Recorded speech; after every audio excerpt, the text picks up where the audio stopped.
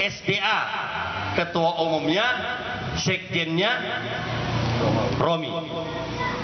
Tapi maka dibuatlah Mukernas. Kenapa Mukernas? Untuk memutuskan kapan diberlakukannya muktamar. Di Mukernas itu karena SDA berhalangan tetap, karena dia di dalam pesantren, tentu tidak bisa mengendalikan organisasi karena dia permanen di pesantren. Maka SDA tidak bisa mengendalikan roda organisasi. Maka ditunjuklah oleh pengurus DPP sebagai pelaksana tugas ketua umum, salah seorang wakil ketua umum yang melaksanakan tugas ketua umum, yaitu Abang Anda Haji Emron Pangkapi, SK-nya pun ada. Jadi pelaksana wakil ketua umum sebagai pelaksana ketua umum Emron Pangkapi, dan SK DPP diperpanjang 6 bulan. Nah, bagaimana DPW dan DPC? Dalam minggu ini akan keluar SK perpanjangan SK DPW. Artinya Ketua Fadli Nurzal, sekretarisnya Yulizar. Setelah itu akan keluarlah SK DPC. Yang ketuanya Aja Sahri, sekretarisnya Al Ustadz Haji Irsal Fikri.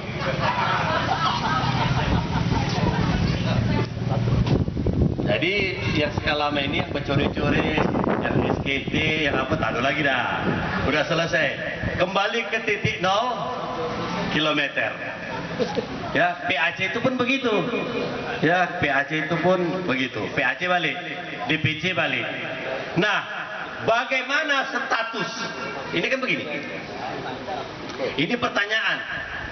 Kalau kita di DPC kita ini atau di DPD kita yang lama itu kan masih pada posisi formatur. Bagaimana dengan DPW Sumut contohnya yang kemarin sudah di SK-kan oleh Romi Yulizar sebagai ketua, Ja'far sebagai sekretaris, itu nanti dibicarakan pada waktu muktamar.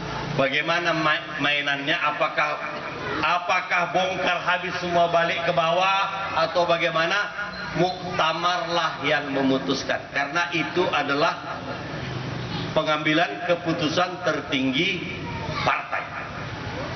Jadi izin ketua, kemarin saya sudah minta izin ketua, jadi tak ada lagi pertanyaan, karena saya minta sama ketua yang hadir ini DPC dan PAC dengan catatan sambil tanda petik. Di DPW pun saya lakukan. Sekarang sudah kita dalam posisi mencari, mencari mana teman yang setia, mana yang ragu-ragu, mana yang abu-abu, mana yang putih, mana yang hitam. Inilah tahap, inilah masanya. Jadi tak ada lagi rayu-rayu, tinggal tandai aja siapa yang setia. Tolong diingat, kalau kita berbeda pendapat, beradu argumen untuk kebesaran partai, itu bukan musuh. Ya, itu bukan musuh. Berbeda argumen, berbeda penafsiran, itu bukan musuh. Tapi kalau memang selama ini hilang batang hidungnya, tak mau peduli dengan partai, tiba-tiba nanti mencepak lawan kesiangan, itu yang perlu ditandai. Itu kalau perlu itu dicoret sampai titik darah terakhir, buang ke paret, tak usah lagi dipakai. Mana ketua aja, dan pura-pura tak dengar inti. Ya kan? Nah, sekaranglah posisi kita lagi mencari kawan-kawan yang setia. Ya, inilah eranya. Ini kan banyak ini yang abu-abu ini, ya, abu-abu banyak yang abu-abu ini sekarang, ya kan?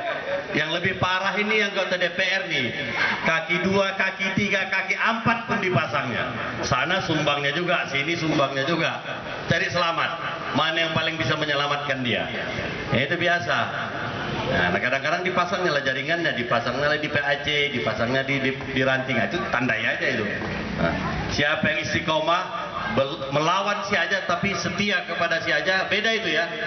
Tapi diam-diam tak melawan tapi si Aja tapi digigitnya si Aja dari belakang, itu beda. Hah? Ada yang menggigit si Aja dari belakang, diam-diam dia tapi digigitnya dari belakang, itu ada. Tapi ada yang berhadapan tapi dia tetap menunjukkan kesetiaan dan toleransi, itu berbeda.